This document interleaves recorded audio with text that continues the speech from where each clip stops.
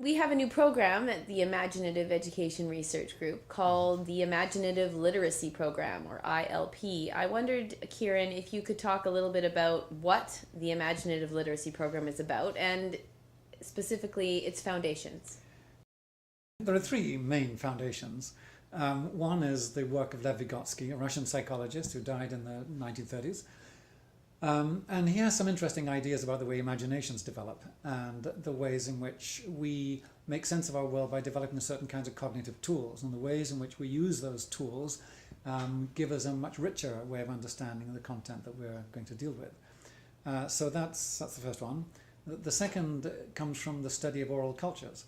So that, I and many others have looked at the way in which literacy has emerged from oral cultures in the past.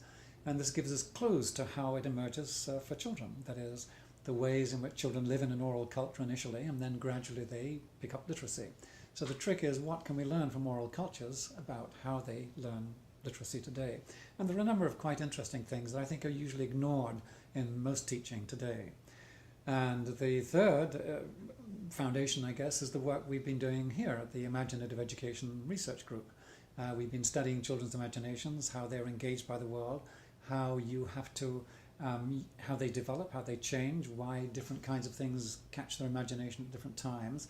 So we are building that in as well. So we've got those three different foundations all leading to what becomes a really quite distinctive way of teaching literacy. What would you say, based on this idea that we need this new approach, what do you say is would you say is problematic about the way children are being taught to read currently? Oh, well, in some cases, nothing at all. I mean, some people are doing it very well and engaging children in rich understanding of what they're doing. Mm-hmm. But when often teachers are doing that intuitively because they have a good feel for what's meaningful in the world, so that they're, but that kind of intuition is quite rare. So what we're trying to do is provide the kinds of tools that will enable teachers who maybe don't have that intuition naturally and aren't, as it were, born teachers in that sense, how they can learn to do this fairly routinely in an everyday classroom.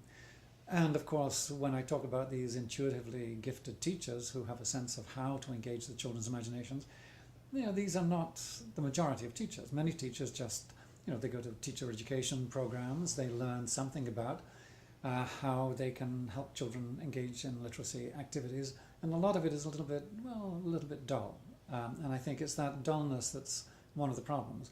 One of the features of the Imaginative Literacy Program is that it engages children's sense of story, metaphor, binary opposites, rhyme, rhythm, pattern, jokes, humor, forming images from words, sense of mystery, games, play, sense of reality, extremes of reality, heroic characteristics, sense of wonder, collections, hobbies, the ways in which we humanize meaning.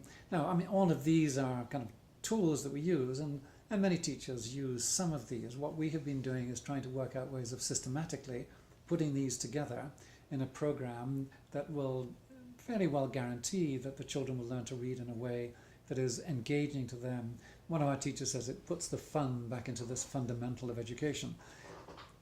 But in a sense, that's what we want to do. It's not that the aim is to make it fun, that this is an incidental benefit, and we're not against having fun.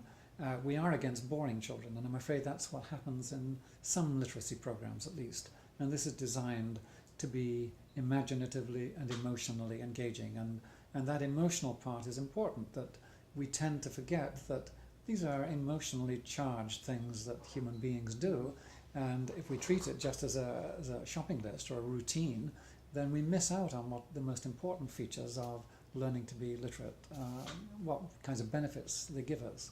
Mm-hmm. Thank you. I know we have an Imaginative Literacy Program or project website available now, and there's a lot of resources available on that, and also the development of a kit for teachers to learn. Yes, the kit will be ready fairly soon. Mm-hmm. But in terms of a teacher wanting to learn about and implement this, is this going to be very difficult for the teacher to integrate into the classroom, even in terms of time? What are your thoughts on that? Yeah, well, I mean, one of our basic principles is that it doesn't take any longer to be interesting than it does to be boring. So in some ways, what we're looking to do is try to help teachers. Not that teachers are always, often boring, but particularly young children tend to engage quite well with almost anything one does. But what we're trying to do in this case is to help the teacher see just a different way of doing what they're already doing. So in terms of time, it certainly won't take any more time in the teaching. What it might do is take a little bit of time for teachers to reorient themselves to this different way of doing it. And that's why we have the kit, why we have the website, and why we have all the resources on the website to make it that much easier. So on the website there are things like mini lessons or quick tips. That is how you could take any one of the cognitive tools, as we call them, that the children are using to make sense of this literacy activities, and how you could use any one of them in shaping a lesson, even a part of a lesson. So there's lots of ways teachers can pick up little bits of it, start it, and gradually become more and more fluent. And the kit, of course, is further support to enable them to become fluent at using this in their routine, everyday teaching of literacy in everyday classrooms in any context.